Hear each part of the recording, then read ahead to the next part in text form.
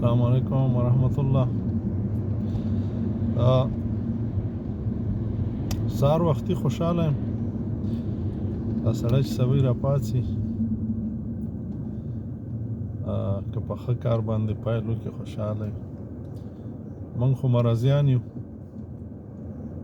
نو زموږ کلي کې یو سړی و چې سبا یې راپاڅېده، نو چې نسوار به ورسره نه و، چې څوک به داسې مخامخ را روان و یا به وروسته را روان و، ده به چغې والې عمله و عمله.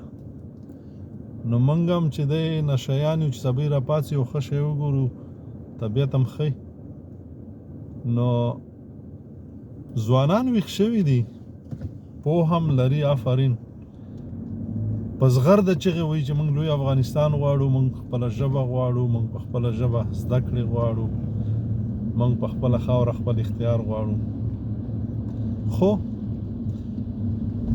بدبختي به وایم، بدبختانه چې بېننګه زیات دي، ناپوهه زیات دي، غلام فکره زیات دي، غلام ذهنه زیات دي، ملاتړ یې نه کوي. که څه هم کوي، موږ به دا ګورو چې څوک څومره د ژغورنې غورځنګ ملګري دي او داسې نور، خو ډارن پکې ډېر دي، سم غږ نه کوي، او بله چې دی مرګړتیا نه کوي. که موږ په سلو کې 50 راپاڅېدو هم کار جوړېږي. اوس نو بیخي ما ته ښکاري چې په سلو کې به 5 او دا 5 چې مرګړي دي چپ دي. نو په زغرده راپاڅېږئ، غږ وکئ، خپله خاوره خپل اختیار په خپله ژبه زده کړې، په خپله خاوره خپله پرېکړې کول او خپله خاوره غواړو. چا نه په سوال نه غواړو، سوال نه دی. دا کار مه کوئ موږ امن غواړو. امن چا نه غواړي؟ موږ ژوند غواړو. ژوند د چا نه؟ خدای خو ژوند درکړی دی چې ته چې د ژوند ساتنه نشي کولی، د خدای نه ګیله کوې، د پنجاب نه ګیلې کوې. نو د پنجاب نه چې ځان نشي خلاصولی، مرګ د پرده شه.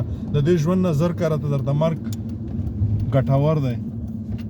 خدای ژوند درکړی دی، خدای امن درکړی دی، امن به ته ساتې په خپله خاوره. تا چې ورته څوکیدار نیولی، څوکیدار هم د کور واک ته ورکړی دی چې هغلته جوسې ته در تېرېږي، پخلنځي ته در تېرېږي او په ښځو او په بچو کې د ګرځي او وژني ده. نو همداسې ښایي په نه راپاڅېږئ، په خپله خاوره خپل اختیار غواړو، په خپله خاوره خپلې پرېکړې غواړو، په خپله خاوره په خپله امن راولو، په چای نه راولو. لږ خو پاڅېږئ، لستونې خو راوغواړئ که نه. تاسو د خپلې کور، د خپل کور مالګه، د خپل کور غوړي، د خپل کور غاز، د خپل کور اوبه، د خپل کور سره او سپین هم د څوکیدار نه په سوال غواړئ. داسې خو نه کېږي. سهار وختي دی، خوشحاله یم، خو بیا غوسه راشي، بیا به تاسو وایئ چې دا سړی ګډې وډې یي. تر څو پورې چې د خپلې خاورې اختیار خپل ځان خپل لاس ته رانه وړئ. که تاسو خاوره ولیدله، خلک د خپل مسیح به در باندې، د خپل بچي به در باندې لعنت یي. دا ځوانان ګوره ټول راپاڅېدلي. سپین ږیرو پاڅېږئ، حقایق ووایئ، حقیقتونه ووایئ. داسې خو نه کېږي. مخامخ شه. خدای په امان.